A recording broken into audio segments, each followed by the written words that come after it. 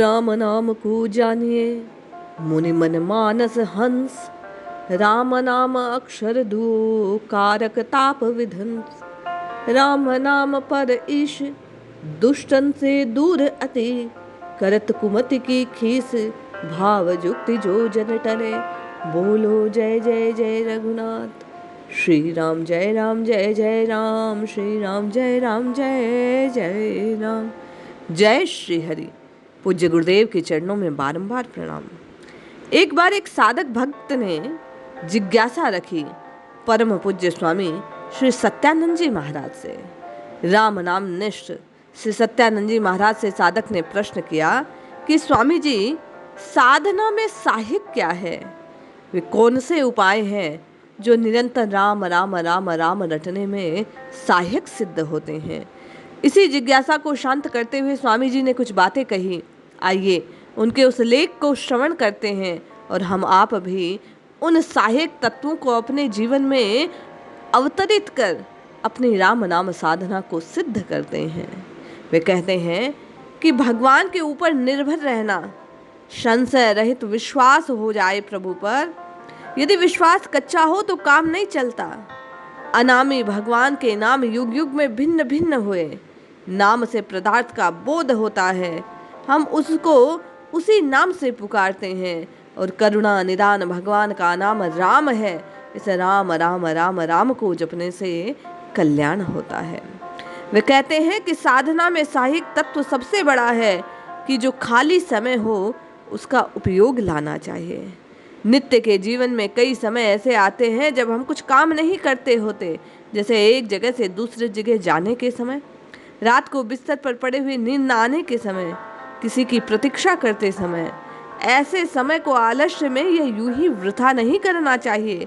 साधक को चाहिए ऐसे समय में भगवान राम के नाम की निरंतर रटना मन ही मन लगाता रहे। दूसरे सहायक तत्व की ओर संकेत करते हुए स्वामी जी कहते हैं कि परमेश्वर की समीपता का अनुभव करना। वैसे तो प्रत्येक समय ईश्वर की समीपता अनुभव करनी चाहिए, पर दिन में किसी न किसी समय विशेष रूप से उनकी विद्यमानता अनुभव करनी चाहिए। ऐसा प्रतीत हो वह हमारे सामने विराजमान है, हमें पथ प्रदर्शन कर रहा है। इस प्रकार साधक भक्त द्वारा जब बार बार प्रभु को समीप जाना जाता है तो वह करुणा निधान अवश्य एक दिन समीप आ जाते हैं। वे कहते हैं कि साधना की सिद्धि के लिए प्रभु से बारंबार प्रार्थना करनी चाहिए। प्रभु से प्रार्थना करनी चाहिए, चाहे वह संतों और भक्तों के कहे हुए शब्दों में हो अथवा अपने शब्दों में हो।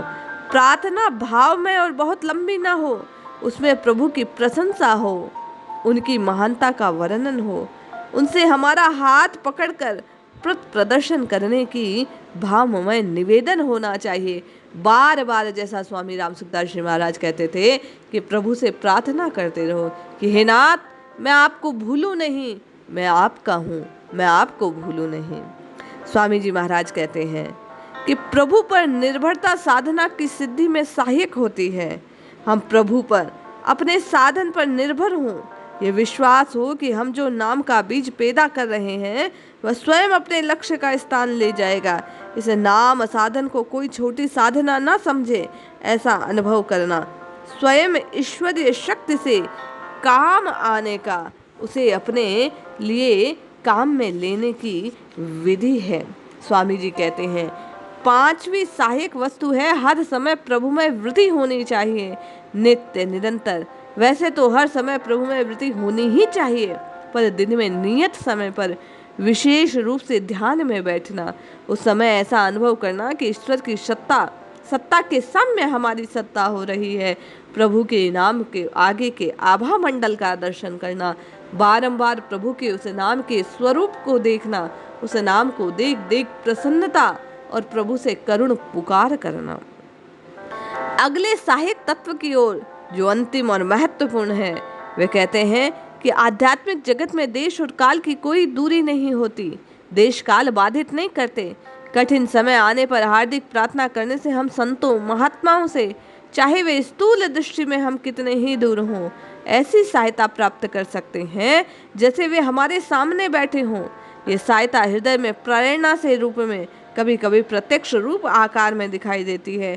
इसके अतिरिक्त आकाश में अनेक लोकांतरों में सूक्ष्म रूप से सिद्ध पुरुष मुक्त आत्माएं विचरती हैं। उनसे भी साधन मार्ग में संकल्पों द्वारा सहायता पहुंचती है।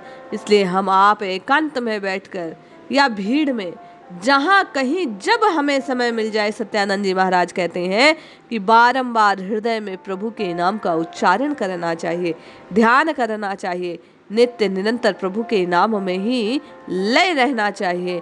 निश्चय ही करने से इन सहायक तत्वों द्वारा इनका ध्यान रखकर आप और मैं साधना को सिद्ध कर सकते हैं।